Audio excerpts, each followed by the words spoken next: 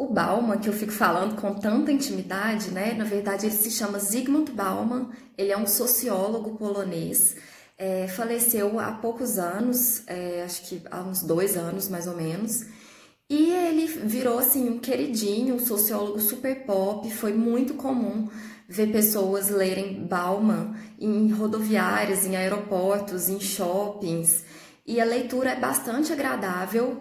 É muito didática, para quem também não é da área acadêmica, vale super a pena conhecer. Eu tenho, assim, uma relação mais especial com ele, porque foi um dos referenciais teóricos que eu usei na minha iniciação científica, no programa de iniciação à pesquisa da UFOP, da Universidade Federal de Ouro Preto, cujo tema foi Cultura do Medo na Pós-Modernidade e Seletividade do Sistema Punitivo. Uma leitura possível entre Zygmunt Bauman e Loic Wacquant. Então, mais para frente eu posso falar sobre essa minha experiência da iniciação científica. Acho que foi uma das experiências mais ricas da minha graduação e realmente mudou os rumos assim da minha vida estudantil. Mas eu conheci o Bauman nessa ocasião, assim, e li vários livros dele. Posso trazer vários conceitos assim que podem auxiliar numa leitura do mundo mesmo, do mundo, das organizações e das práticas sociais, dos discursos que a gente adota, né? E para continuar falando, né, do autor, pensei em trazer alguns conceitos básicos dele. É claro que esse vídeo não substitui a leitura das obras dele. Ele tem diversos livros escritos, diversos livros muito conhecidos, né, como Amores Líquidos, Medo Líquido, Modernidade Líquida, Modernidade e Ambivalência. E eu até quis trabalhar com esse danos colaterais, que não faz parte dos títulos líquidos, né, que ele costuma trazer muito, justamente para tentar trazer uma leitura que talvez menos gente tenha feito. E uma dica que eu dou primeiro para quem vai escrever, seja na escrita acadêmica ou não, sobre um autor, que eu acho que é muito válida para deixar o texto mais didático e para permitir que o leitor, né, faça uma contextualização do que ele está lendo, é não somente colocar o nome do autor, por exemplo, segundo Bauman ou Zygmunt Bauman. Eu gosto sempre de colocar, por exemplo, a origem, a formação do autor. Então, eu geralmente coloco o sociólogo polonês Zygmunt Bauman, porque eu acho que isso ajuda o leitor a se situar, né, ou o interlocutor a se situar melhor. Eu acho que fica um pouco mais didático. E isso vale para várias referências, né, que a gente for adotar. É claro que depende também de quem é o seu interlocutor. Porque se você for conversar com uma pessoa que já tem um conhecimento muito profundo sobre esses sociólogos, filósofos, pensadores, enfim, você não precisa ficar fazendo sempre essas referências. Mas na graduação, na pós, eu sempre gostei de fazer essa contextualização. Eu acho que isso deixa o texto mais didático e, ao mesmo tempo, enriquece a leitura, traz, né, elementos que eu acho que são interessantes e agregam para o interlocutor mesmo. Mas continuando a falar sobre o Bauman, ele tem alguns conceitos que são conceitos / momentos históricos, que são, por exemplo, modernidade, pós-modernidade, ou modernidade sólida, modernidade líquida ou pós-modernidade líquida, em que ele não define com muita especificidade, assim, de maneira muito rígida, sobre quais anos, quais décadas ele está falando. A gente identifica bem porque ele faz referências, às vezes, ao século XX, ao século XXI, mas claro que não é uma definição tão rígida desse tempo, desse conceito, desse momento histórico.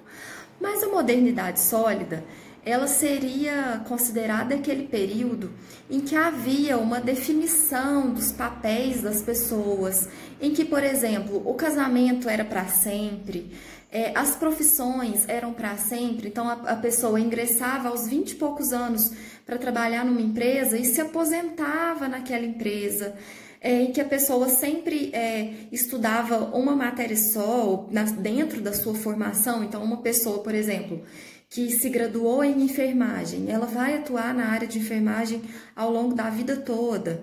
Uma pessoa que se graduou em engenharia, ela vai atuar na engenharia na vida toda. Os papéis sociais, o papel da mulher, mais dentro de casa, um papel mais maternal, mais esse papel de dona de casa, de tarefas domésticas, e o papel do homem como provedor. Enfim, esse período mais típico do século XX seria a modernidade sólida, em que as coisas elas eram rígidas, elas eram mais sólidas e tudo era muito mais definido. E ele apresenta assim, muitos problemas que foram gerados por essa definição muito rígida dos papéis de vida das pessoas, né? Porque era uma definição em que se valorizava a segurança em detrimento da liberdade.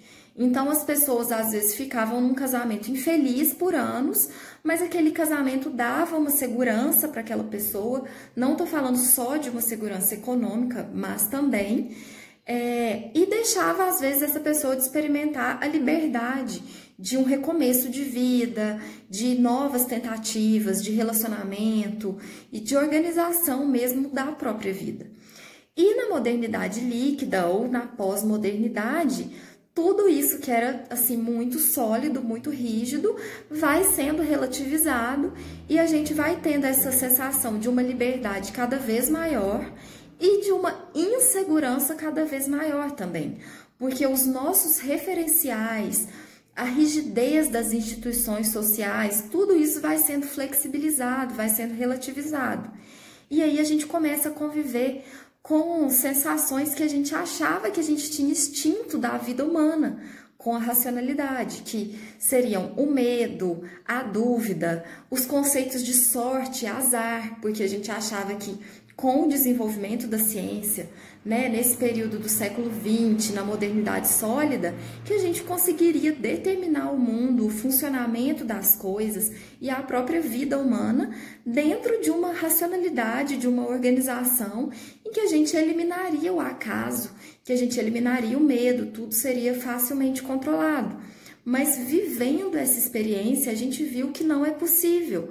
Por mais que a ciência se desenvolva, por mais que exista uma racionalidade por trás, nem estou entrando no mérito aqui, né, para não bagunçar assim os conceitos de uma questão de capitalismo ou não, mas a gente viu que a natureza humana, ela também é uma natureza difusa, uma natureza diversa, plural, em que cada pessoa tem os seus ideais de vida. Não são todas as mulheres que querem ser mães, não são todas as mulheres que querem se casar, não são todos os homens que querem ser os provedores da casa. E as pessoas, elas se reinventam profissionalmente, elas mudam de cidade, elas mudam de profissão, elas experimentam outras, né, situações, outras ocasiões. Então, essa pluralidade, essa diversidade, ela, por um lado, é muito boa, em que a gente experimenta mesmo a liberdade de ser, e, por outro lado, ela faz com que a gente encare essa insegurança de não ter nada muito fixo. E isso traz uma angústia muito forte. E nessas mudanças sociais, a gente vê também que o senso de comunidade ele vai se desgastando e as pessoas elas vão sendo mais individualistas, elas vão convivendo de forma mais superficial, então elas não convivem de maneira profunda, para que elas notem as suas diferenças, para que elas superem os seus conflitos. Os relacionamentos, eles ficam também muito superficiais, muito rasos. Então, quando existe algum problema, parece que ele não tem raízes ali para superar aquela crise, para superar aquele problema, porque é muito mais fácil terminar aquele relacionamento e encontrar outro que também dure menos tempo.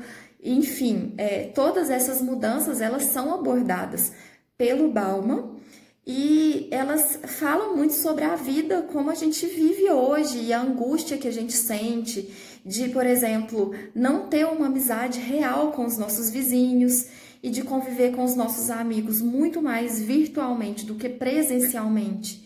e de perder, às vezes, a própria noção de fazer parte de um contexto, de fazer parte de uma comunidade, de ter amigos de verdade, enfim. Então, ele traz todas essas discussões de uma maneira muito didática, com dados, né, históricos que ele vai intercalando. É uma leitura que eu indico muito, que eu acho, assim, relativamente tranquila, e que eu comecei no GCIP e desde então não parei mais, e que pode ser relacionada a vários assuntos, em várias perspectivas e abordagens, por isso que eu acho que é interessante trazer essa visão sociológica para vocês. Então, mais uma vez, eu espero que vocês tenham gostado e até a próxima. Um beijo para todo mundo, boa semana!